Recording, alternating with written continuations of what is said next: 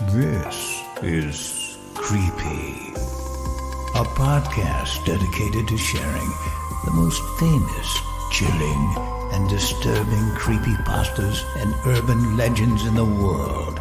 Whether these stories truly happened or are simply fabrications is for you to decide. These stories may contain graphic depictions of violence and explicit language. Listener discretion is advised.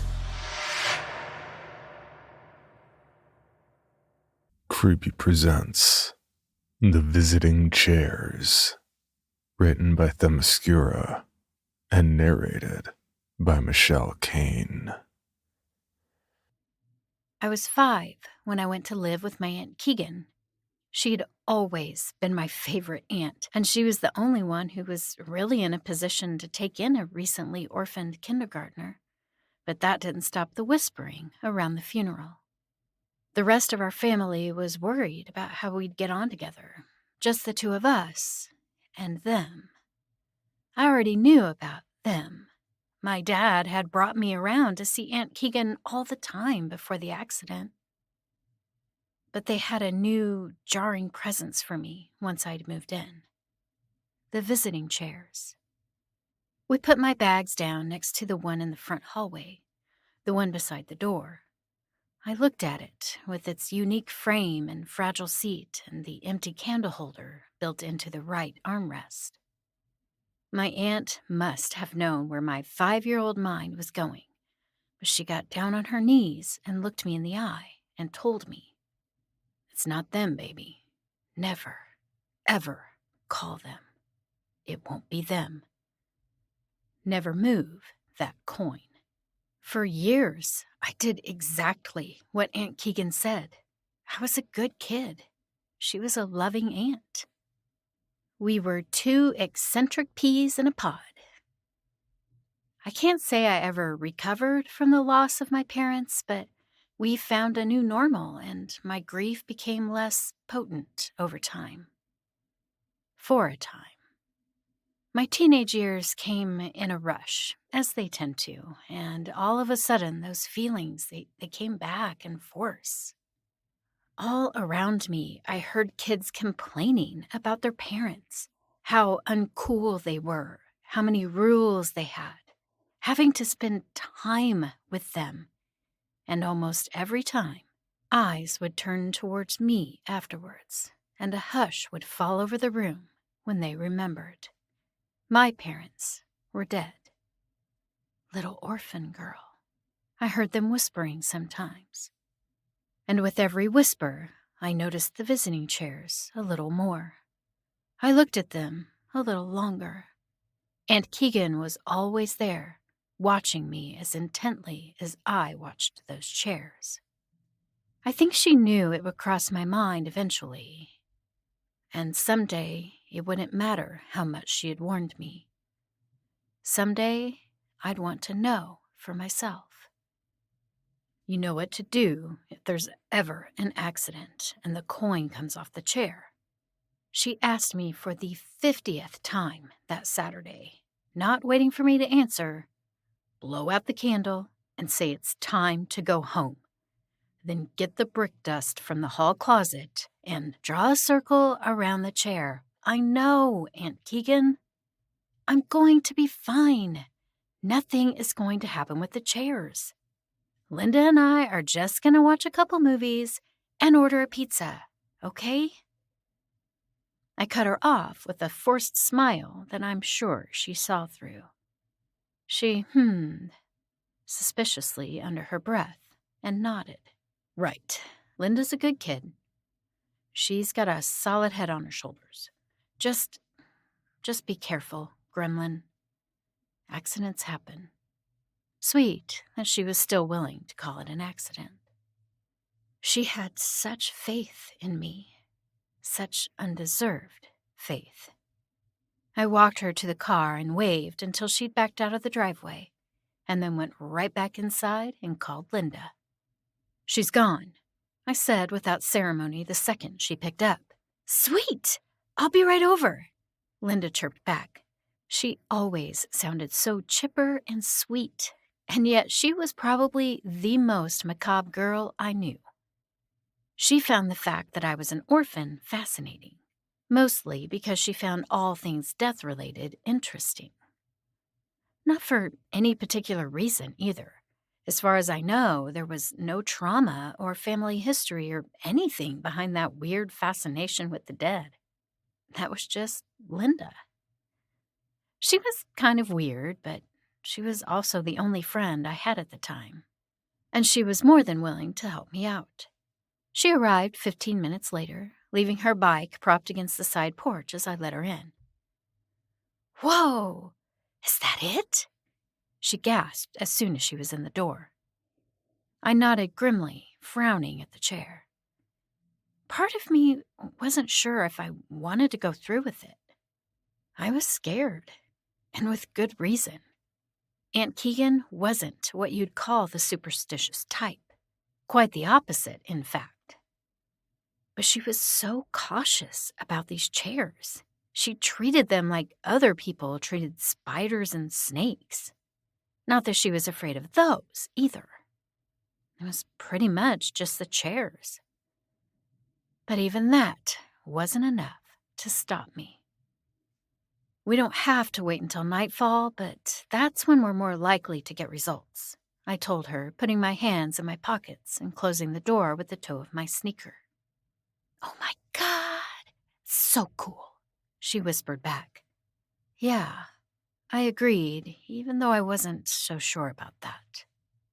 We agreed to wait until sundown. We had all night, after all.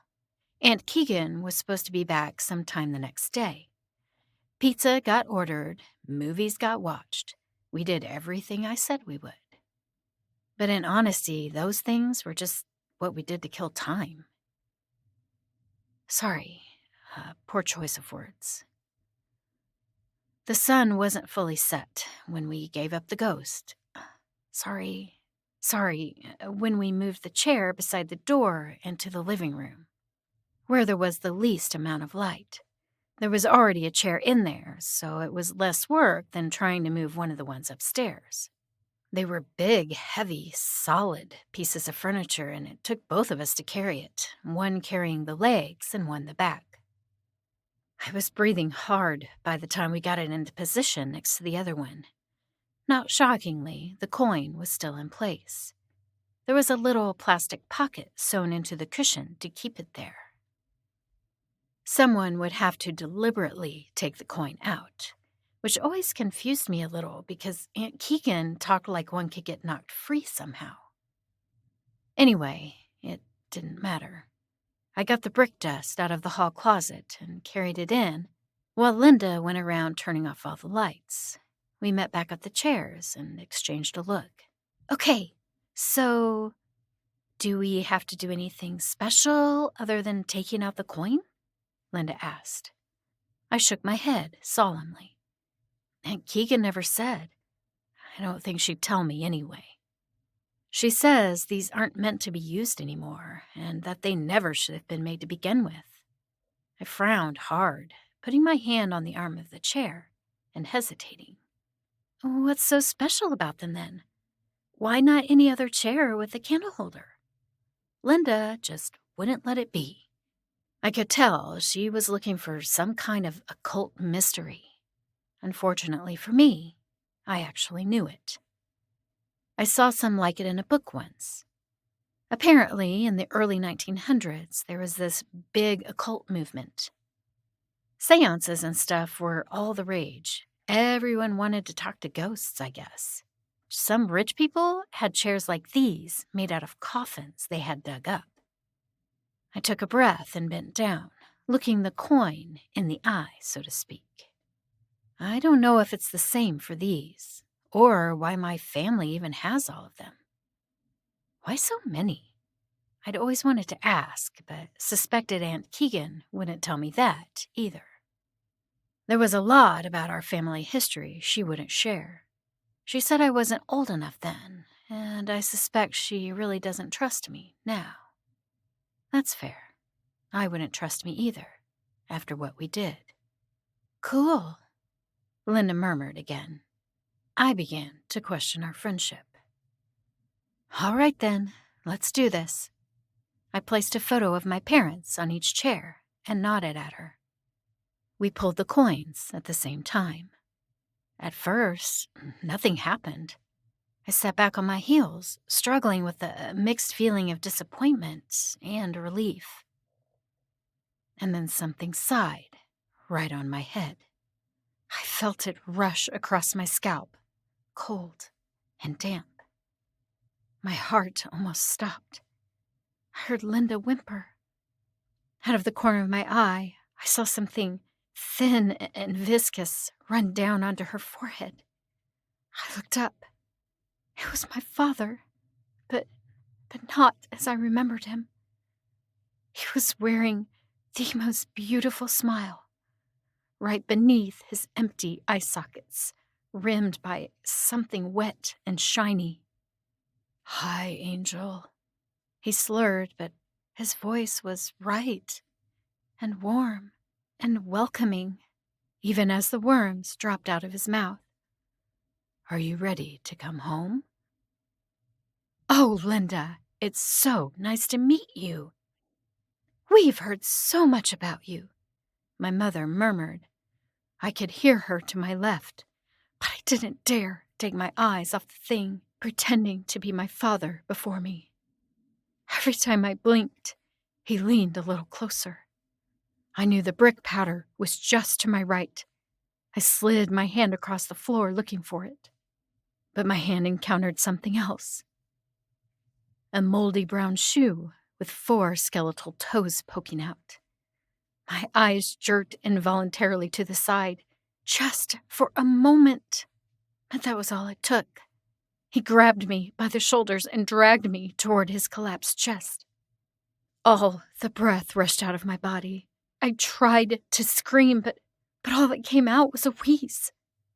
Linda more than made up for me. Her screaming suddenly filled the house, and my ears and the putrid lungs of the thing hugging me. I could feel it breathing against my shoulder and sighed as I began to flail desperately. Something metallic cracked against the back of my hand and it hurt so bad. But something about it gave me some extra strength to fight. And at just that moment, its grip faltered. I spilled free onto the floor, yelling with all my strength. Goodbye, goodbye, goodbye!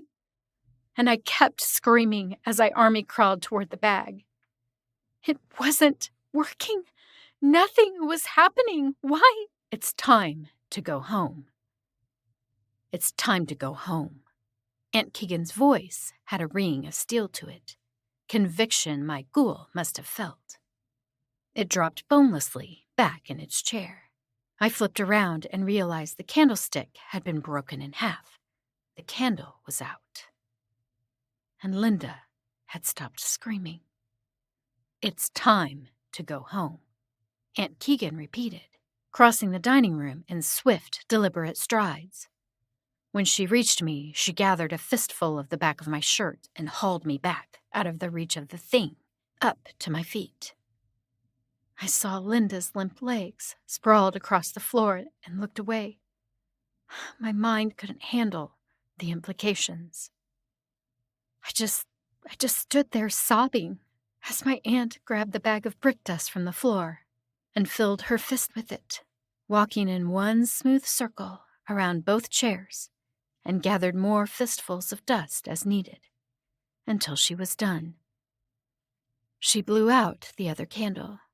The light faded slowly instead of all at once, and with it the twisted horrors in the chairs. And then it was just the two of us, alone in the darkness. Just the two. Creepy presents My Husband Kept a Notebook That Told the Future and Killed the Past. Written by N.M. Brown and narrated by Rissa Montanez. Those of you that know, really know. And those of you that don't, can't imagine. The mind seems to manipulate time under moments of heavy stress or devastation. I had gotten a series of calls from my husband, Brian, all unfortunately ignored due to a well-deserved afternoon nap.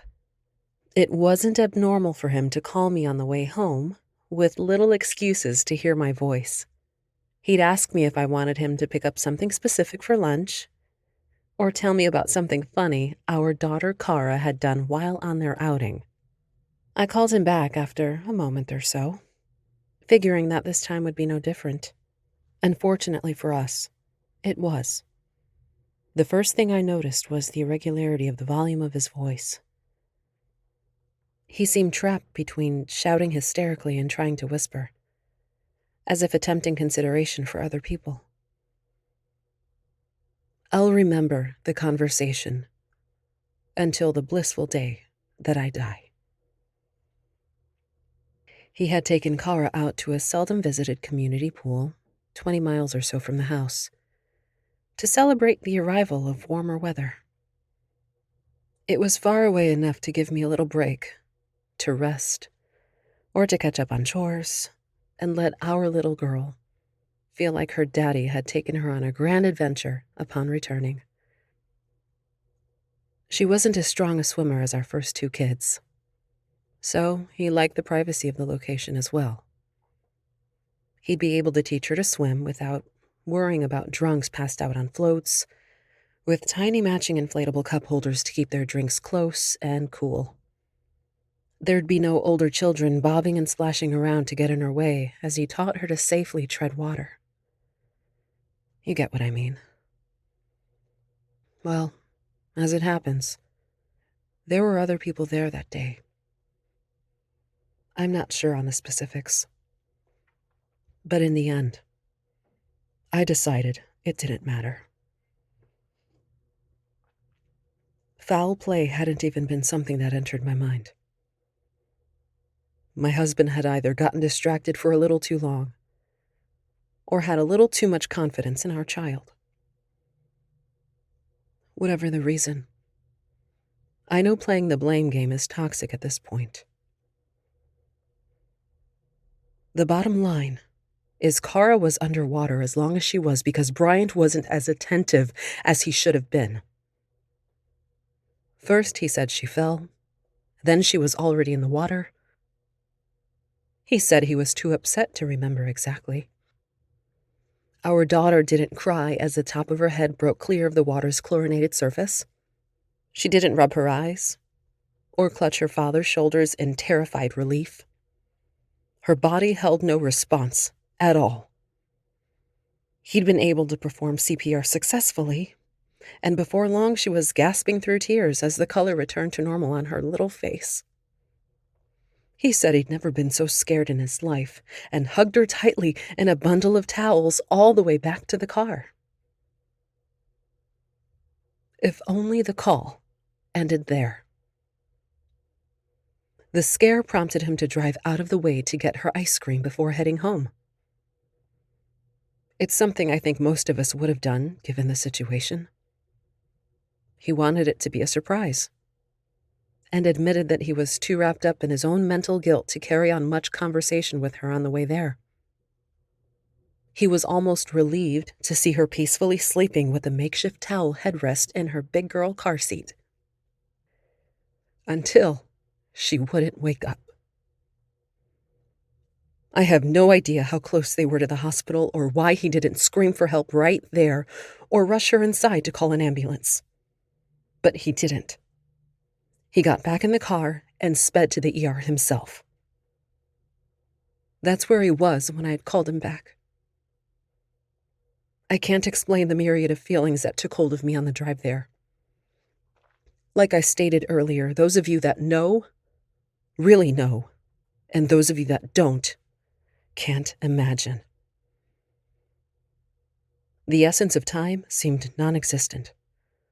The last time I saw my daughter, she was still alive. And depending on how quickly or slowly I walked through those hospital doors, that fact held all the difference. I stopped for what could have been a split second or several moments frozen in place in front of the doors, savoring the insanity of the thought that maybe if I didn't step inside, nothing would have to change. Brian's back was turned to me. I could see him clearly through the layers of clear glass. He was speaking to a doctor, and the mask covering the lower half of his face hid all inflection of conversation. The moment the doctor met my eyes, it was like a force shoved me through the front doors. Before I knew it, I was face to face with the doctor that told me my daughter had died. But that's not why I'm telling this story. I'm telling this story because today I found a notebook hidden deeply within Kara's things. It wasn't a composition notebook. It was the kind with the spiraled side. Brian's American History notebook was written across the front cover in bold black letters. My husband had dropped out in 10th grade and had done so over a decade ago, in another state at that. My mind couldn't grasp why the hell he would ever need an American History notebook. He wasn't an avid fan of the past, or current events, in America, or anywhere else in the world, really. He said all the news he was interested in took place within our four walls. Even more bizarre was that the few pages that were filled contained events that had happened in our family since the birth of our first child, over 11 years ago. A thick crease held crude family drawings, all with one member cut or crossed out completely. They all created a makeshift family of four. Kara's life insurance paperwork lay nestled in the back quarter of the book, pressed so thin that I barely saw it as I flipped between the pages. The last scribbled page contained dates that hadn't happened yet, in years far ahead in the future. There were home repairs to things that hadn't broken yet, that could have been attributed to preparation for future maintenance. But there were also car accidents and broken bones, things that couldn't possibly be anticipated. The back of the ink-beaten page revealed a scribbled family tree, obviously in my husband's handwriting. Something about it bothered me enough to flip back through the rest of the book. A terrifying inconsistency nagged at me like a freshly tongue sore. And that's when I noticed. In all of the drawings, plans, incidents, as well as our family tree, instead of 3 children, Brian only ever acknowledged having 2. For more information on this podcast, including how to submit your own story for consideration, please visit creepypod.com. You can also follow us at CreepyPod on social media and YouTube. All stories told on this podcast are done so through Creative Commons Share-alike licensing or with written consent from the authors. No portion of this podcast may be rebroadcast or otherwise distributed without the express written consent of the Creepy Podcast production team and the story's author.